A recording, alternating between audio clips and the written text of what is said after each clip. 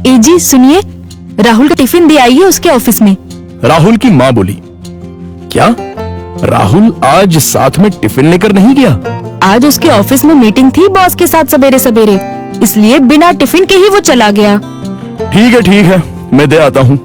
राहुल के पिता तैयार होने के लिए कमरे में चले गए। एक दिन पहले, माँ, मेरे दोस्त के पिताजी भी टीचर थे, उन्होंने देखो कैसे आलीशान बंगला खरीदा है, नहीं तो मेरे पापा, हम आज भी इस किराए के मकान में रहते हैं। राहुल गुस्से से बोला। राहुल, तुम्हें पता नहीं शायद, पर तुम्हारे पापा घर में सबसे बड़े थे, इसलिए 2 बहन और 2 भाइयों की शादी उन्हें ही करनी थी, और साथ में तुम्हारी पढ़ाई का खर्चा, और तुम्हारी बड़ी बहन की शादी भी तो थी। किसने किया ये सब? क्या फायदा इन सब का? उनके भाई बहन अब बंगले में रहते हैं। कभी उन्होंने सोचा है कि अपना भाई किराए के मकान में रहता है तो उसके लिए एक छोटा सा घर खरीद के दे दे? ये सुनकर माँ की आंखों में आंसू आ गए। उन्हें समझ नहीं आ रहा था कि जन्म दिया बेटा अपने बाप के बारे में ऐसी बातें कर रहा है। फिर माँ बोली, तुम्हारे पिता ने अपना कर्तव्य निभाया, अपने भाई बहनों से कभी किसी चीज की उम्मीद नहीं की। राहुल पागलों जैसा बोल रहा था।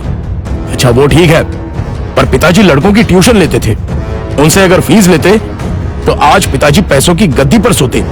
आजकल के क्लास वाले देखो कैसे इंपोर्टेड गाड़ियों में घूमते हैं।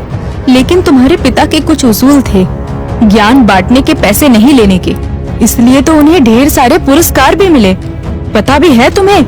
ये सुनते ही राहुल जोर से चिल्लाया, क्या फायदा इन पुरस्कारों का? क्या उनसे हमारा मकान बनेगा?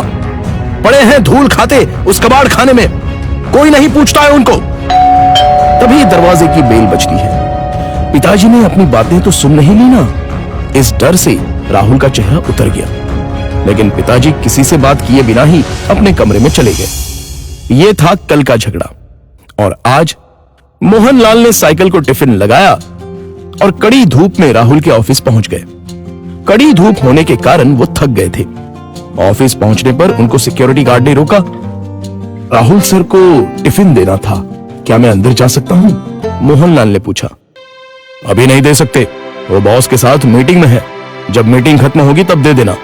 चलो यहां से हटो, बॉस तुम्हें देखना नहीं चाहिए। अगर बॉस को दिख गए तो मेरी हालत खराब हो जाएगी, चलो जाओ उधर, गार्ड बोला। मोहनलाल कुछ ही दूरी पर धूप में खड़े रहे। मीटिंग 1 घंटे से ऊपर तक चली। उनके पैर में दर्द होने लगा। तभी ऑफिस के केबिन का दरवाजा खुलने की आवाज आई। बॉस के पीछे पीछे राहुल भी आया। धूप में खड़े हुए पिताजी को देखकर वो मचलाया। चलते चलते बॉस की नजर मोहनलाल पर पड़ गई। गाड़ी में बैठने की बजाय वो वहीं खड़े रहे। वो सामने धूप में कौन खड़ा है? उन्होंने गार्ड से पूछा। अपने राहुल साहब के पिता हैं, टिफिन देने आए थे, गार्ड डरते हुए बोला। बुलाओ उन्हें। राहुल घबरा गया, उसके पसीने छूट गए। उसे अपने पिता पर बहुत गुस्सा आया। गार्ड के बुलावे पर मोहनलाल अंदर आए। बॉस उनके पास गए और बोले, आप मोहनलाल सर हैं ना? सरकारी स्कूल में आप ही टीचर थे ना? हाँ, पर आप कैसे पहचानते हैं मुझे? कुछ समझने से पहले ही बॉस ने मोहनलाल के पैर छुए। राहुल और सब लोग ये देखकर हक्का बक्का रह गए। सर, मैं विजय, आपका स्टूडेंट था। आप मुझे पढ़ाने के लिए घर आते थे। हाँ, याद आया।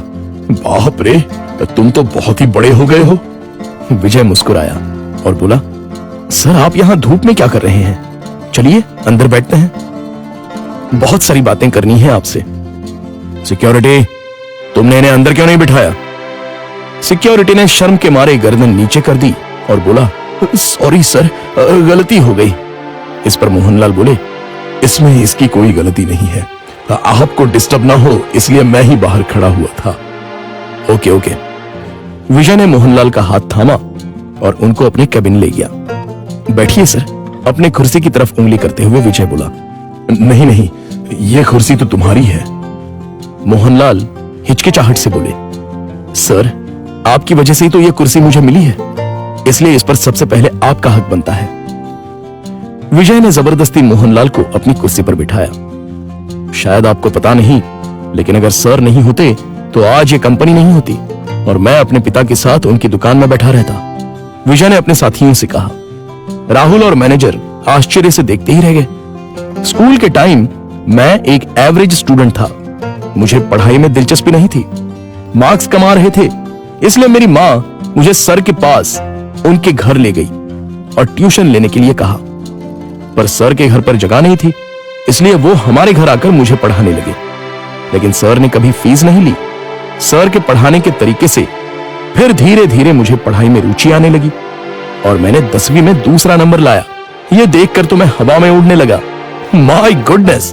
पर सर ने कभी आपसे फीस नहीं ली? मैनेजर ने पूछा। मैं मां के साथ मिठाई लेके सर के घर गया। मां ने 50,000 का चेक सर को दिया, लेकिन उन्होंने वो नहीं लिया। तब सर ने एक बात कही थी जो आज भी मुझे याद है। सर ने कहा था, मैंने कुछ नहीं किया, आपका बेटा ही होशियार था। मैंने सिर्फ उसे रास्ता दिखाया है और मैं ज्ञान बेचता नहीं हूं, दान करता हूं। फिर मैंने 12th करने के बाद MS किया और अमेरिका जाकर पढ़ाई की और वापस आने के बाद ये कंपनी स्टार्ट की। एक पत्थर को सर ने हीरा बना दिया। सर, आपको सच में दिल से प्रणाम। मोहनलाल की आंखों में आंसू आ गए। यह सच में कमाल की बात है। बाहर दुनिया में पढ़ाई का बाजार चल रहा है और इन्होंने बिना फीस लिए पढ़ाया। मान गए सर आपको। ऐसे लोग उसूल के पक्के होते हैं। इन्हें पैसों की और पुरस्कार की भी चाह नहीं थी। इन्हें तो बस अपने स्टूडेंट का भला हो, यही दिन रात सोचते थे। सही कहा सर आपने। ऐसे लोग तो दुनिया में बहुत ही कम होते हैं। सर, क्या आज आप उसी किराए के मकान में रह रहे हो? मोहनलाल की जगह राहुल ने ही जवाब दिया। हाँ सर, उसी किराए के मकान में रहते हैं। आज मैं अपने सर को गुरु दक्षिणा दूंगा। इस शहर में मेरे कुछ फ्लैट्स हैं, उसमें से एक फ्लैट मैं आपके नाम कर रहा हूं। विजय ने कहा। क्या? मोहनलाल और राहुल एक ही साथ बोले। इतनी बड़ी गुरु दक्षिणा मुझे नहीं चाहिए। मोहनलाल बोले, सर प्लीज ना मत कहिए। काम के चक्कर में मैं अपनी गुरु दक्षिणा देना भूल गया था। बहुत बहुत शुक्रिया सर। शुक्रिया मुझे नहीं, अपने पिता को कहो और मुझसे एक वादा करो कि तुम अपने पिता के अंतिम सांस तक उनके साथ रहोगे। हाँ सर, मैं वादा करता हूं। राहुल इमोशनल हो गया और उसकी आंखों से आंसू आ गए। तो दोस्तों, आपसे गुजारिश है कि कभी भी अपने पिता से यह मत पूछिए कि उन्होंने आपके लिए क्या किया और क्या कमाया है। जो कुछ कमाना है वो अपने दम पे कमाओ।